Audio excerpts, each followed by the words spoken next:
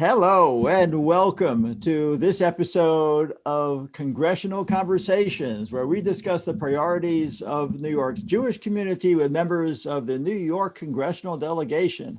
I'm your host, Michael Miller, the Executive Vice President and CEO of the Jewish Community Relations Council of New York, of JCRC-NY. And today, hailing from the 17th Congressional District, we welcome newly elected Representative Mondaire Jones. What's most important is that he is a member of the House Judiciary Committee, the House Committee on Education and Labor, and the House Committee on Ethics, among many other positions that he holds, including Deputy Whip for the Congressional Progressive Caucus. It's now my pleasure to welcome Congressman Jones. Thank you for being here. Michael, thank you so much for hosting me today.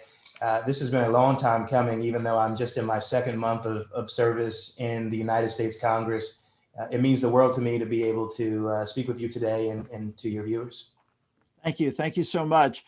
I remember the conversation we had, a telephone conversation we had right after your primary victory. And I actually made a comment to the media, a very favorable comment to the media, which got picked up. And I generally speaking, tell the truth. At least I hope that I do. No doubt, though, the role that you're playing is going to be a very formidable one, representing not only the 17th Congressional District, but representing the people of New York and in great part the people of the United States of America and its interests all around the world.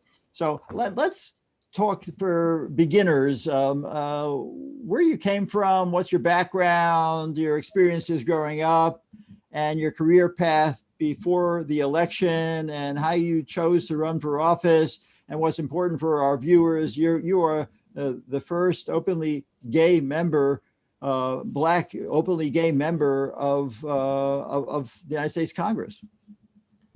It is true. And until recently, I never imagined that someone like me could even run for Congress, let alone get elected. I grew up in Section 8 housing and on food stamps. And my young single mom still had to work multiple jobs just to put food on the table for us. I attended public schools in the East Ramapo Central School District.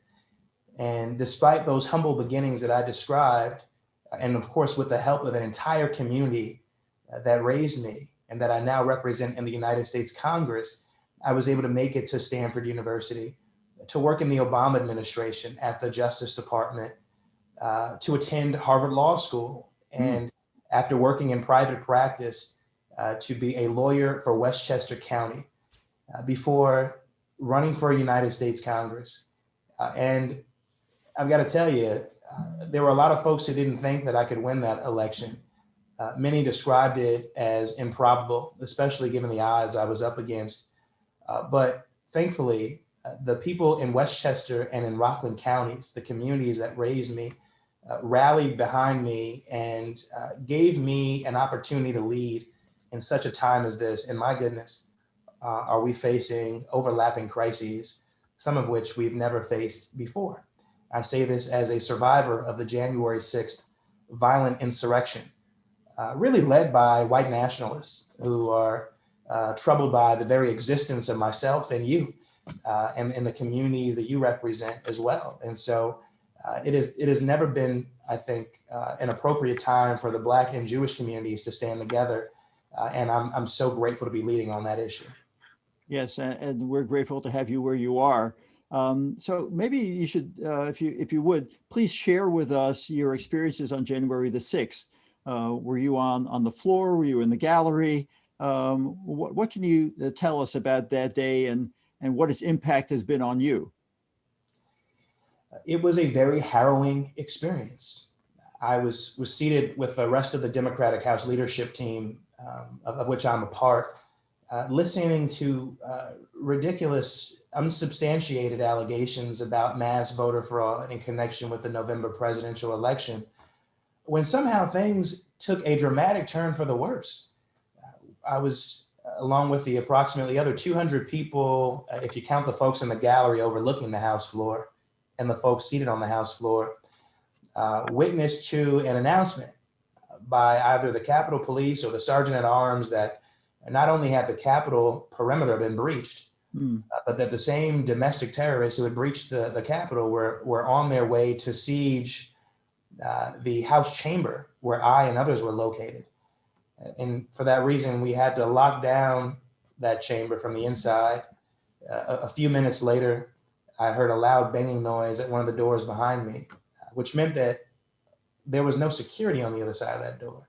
Incredible. Which anyone who's ever been to the Capitol and tried to go onto the House floor knows was an anomalous experience, right? And there's always folks there posted. And then we were told that we had to withdraw gas masks from under our seats and prepare to lie down on the ground in the event of gunfire. Thankfully, we were able to evacuate after the speaker's hallway had been barricaded through tunnels to a more secure location, but not without great confusion and commotion, to say the least. And it was not clear that we would make it out of that House chamber, frankly. Well, we're glad that none of the members of Congress were harmed, even though there was an intent on the part of the insurrectionists to do just that. And you were back later that evening in your seat to ensure that democracy within this country is maintained and strengthened. I understand that there are at least three really central goals that you have within issue-wise within your first couple of months within Congress in your first year, certainly, and that's affordable housing, the SALT, the SALT revision, the state and local tax non-deductibility at this point, and as well as HR 1 for the People Act. Maybe since we have limited time, can you give us a snippet on the importance of those three issues and why they rise so high on your agenda? Yeah, my top three priorities in this year are COVID relief, HR 1, and restoring the SALT deduction, which, as you know, was capped at $10,000, that state and local tax deduction in December 2017. And next to COVID relief, which we will enact by March 14th as a United States Congress, and it will be signed into law, we have to take efforts, structural efforts, to save our democracy from threats both foreign and domestic. And I say this sadly, as someone who has to serve, who is serving with people who are white nationalist sympathizers who helped to incite that violent insurrection that America saw on January 6th. We must pass the For the People Act, also known as HR 1. It would enact automatic voter registration nationally to enfranchise an additional 50 million people. It would end this practice of partisan gerrymandering of congressional districts and substitute that process with independent redistricting commissions, so that just because you've prevailed in your primary, you're not automatically going to coast to victory in the general election. The current practice allows QAnon adherents, these openly anti-Semitic, racist folks to get elected in the general elections in their districts simply because they've prevailed in their primaries.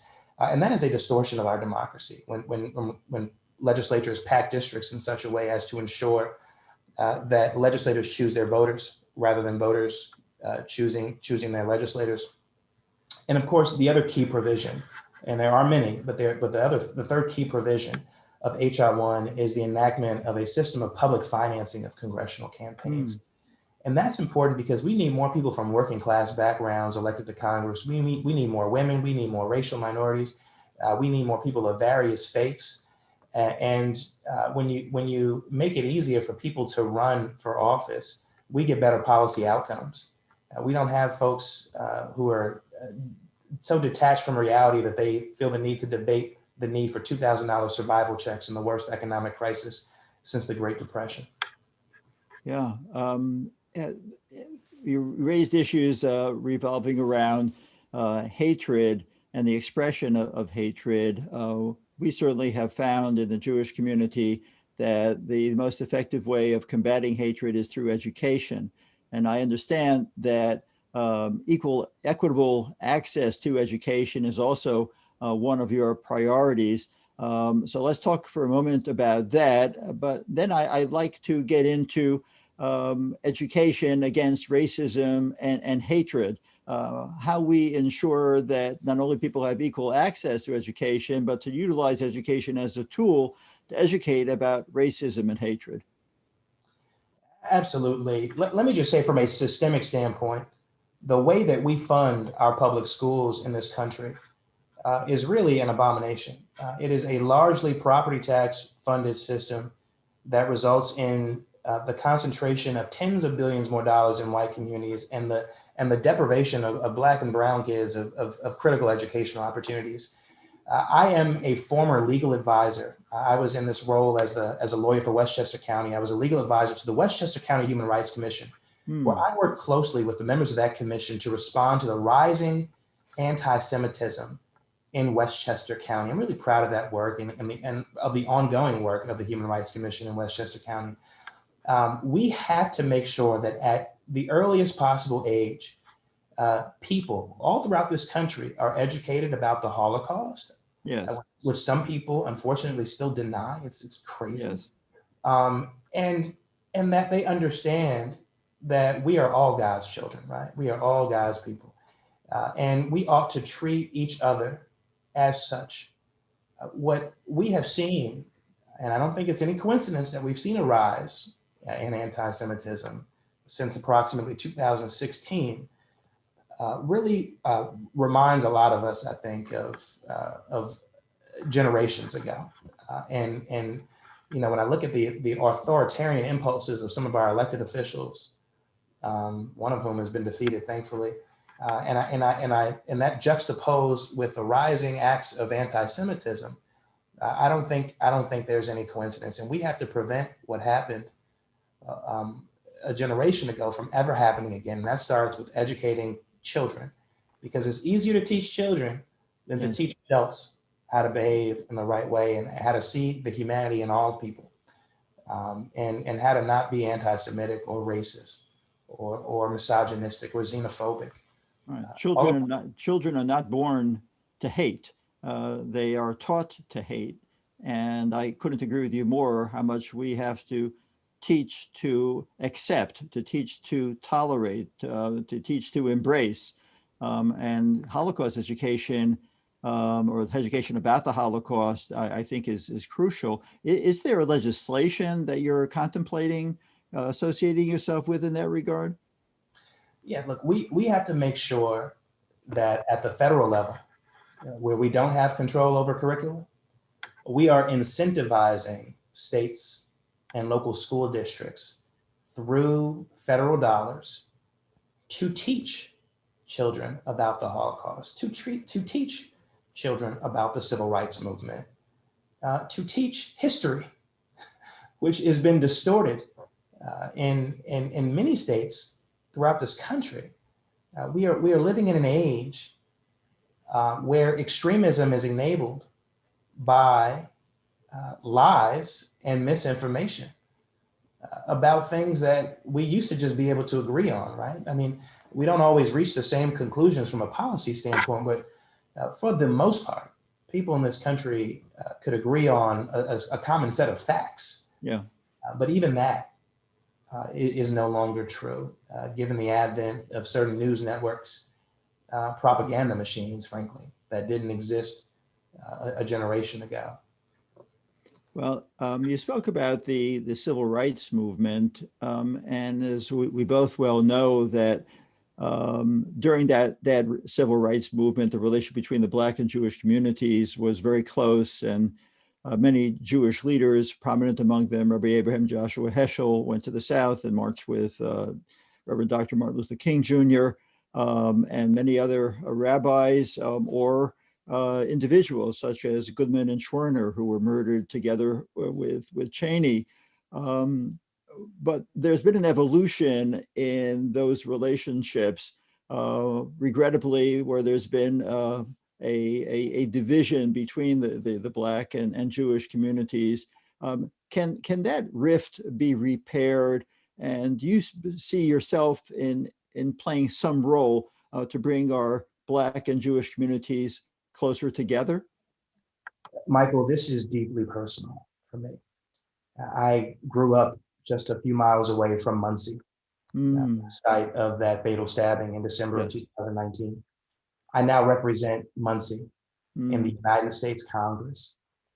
And even then, immediately following what happened, that murder in Muncie, I penned an op-ed in our local flagship paper, the Journal News, calling on the Black community to stand with the Jewish community, as you know, the partnership historically has been. I wrote about Andrew Goodman and Michael Sherman and Mr. Cheney and how they sacrificed their lives for this linked faith that we have. And we have to see that linked faith. And I talked about how we need to get back to those basics because we have so much in common. We know what it's like to be discriminated against. Yes. Because of who we are. We know what it's like to have very powerful forces operate against us for the purpose of dividing and for the purpose of political gain. And regrettably, to your point, in modern times, there have been key moments where there have been rifts between the Black and Jewish communities. And so I see myself not just as a member of Congress who should be leading on uniting people anyway, but as someone who has a special connection to this issue based on my own upbringing in a largely Jewish community, as a Black person who has frankly felt like a member of the Jewish community, given where I grew up and the people in my life who have been tremendous mentors to me. And so that is the kind of approach that I will be taking, and I'm looking forward to already having received the support from people across walks of life. Great, and we look forward to partnering with you in that most important effort to try to bring our communities together and to advocate for issues of concern to our respective communities. It isn't just us being supportive of our issues and the Black community being supportive of its issues. We need to find every opportunity to partner and to join in coalition with one another. Another issue that regrettably has not necessarily been a bonding issue, and that's Israel. And you're the deputy whip of the Congressional Progressive Caucus, and there are some progressives, particularly those aligned with the Democratic Socialists of America, of DSA, who in their questionnaire for city council members in New York City, wanted them to check off the box to say that they're not going to travel to Israel, to see Israel with their own eyes. What's your attitude towards those who want to bar members of Congress from seeing one of the most important places in the world for the three world religions, Judaism, of course, but also Christianity and also Islam? Yeah, well, I want to be clear that the Congressional Progressive Caucus is the Congressional Progressive Caucus. It is not any other organization. And I myself am looking forward to going to Israel. Frankly, I regret that I haven't been able to go to this point. I would have expected to have gone approximately around now, barring the pandemic. But I look forward to educating people about, especially based on what I hope soon will be personal experience, about this incredible place, about the strongest relationship that the United States has with any other country in the world. And look, I say this as someone who wants equal treatment under the law for everyone in Israel, and as someone who recognizes the important need for Israel to continue to receive support from a security standpoint. I'm so looking forward to finally reaching a two-state solution, which I've called for from the beginning of my campaign now years ago.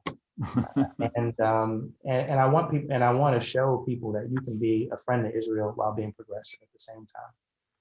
Well, thank you very much. There are many other issues that we could talk about, but we're unfortunately prevented by time constraints to do that at the moment. And I do hope that you come back and visit with us again, both face to face, but as well as in congressional conversations, so we can share your voice with hundreds, if not thousands, out in the community, in the Jewish community and other communities, and to follow your lead while you're in Congress on all these critical issues and those we haven't gotten to yet.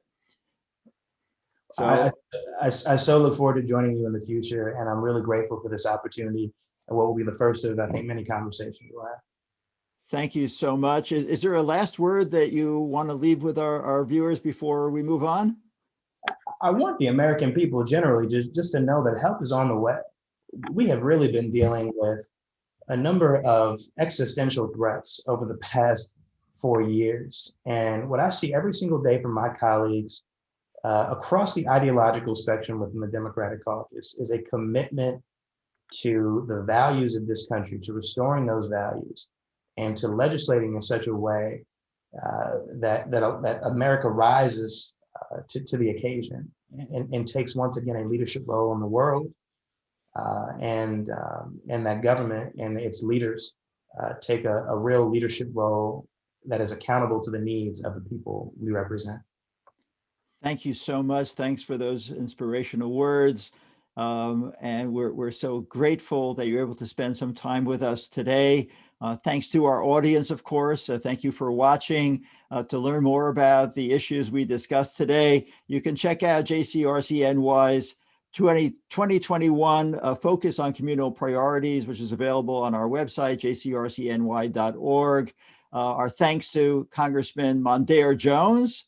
And thank you for watching, and we'll see you again next time on Congressional Conversations. Shalom to all. Thank you.